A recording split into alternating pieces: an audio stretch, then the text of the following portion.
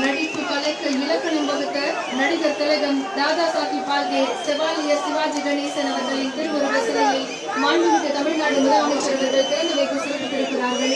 இப்போது நடிகர் திலகம் சிவாஜி கணேசன் அவர்களின் திருவுருவ படைப்பிற்கு மலர்தூவி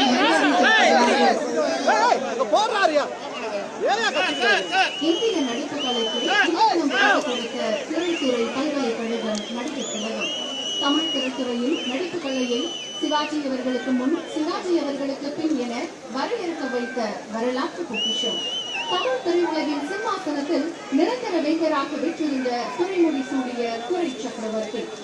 நம் விழிகளால் காண முடியாத இதிகாச புராண பாத்திரங்களை சிவாஜி கணேசன் என்கின்ற மனிதன் மூலம் திரையில் சிவனாக, கிருஷ்ணனாக, விஷ்ணுவாக, முருகனாக, நாரதராக, வரதராக, கர்ணனாக, அர்ஜுனனாக, சீதையாக, சரவணாக,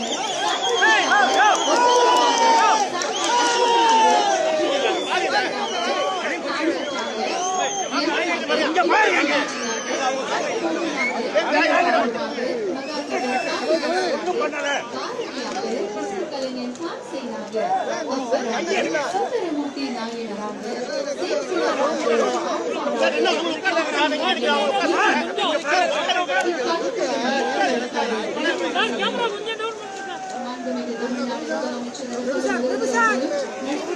சிவாஜி கணேசன் அவர்களின் திருவுருவ சிலைக்கு முன்பாக புகைப்படம் எடுத்துக் கொள்கிறார்.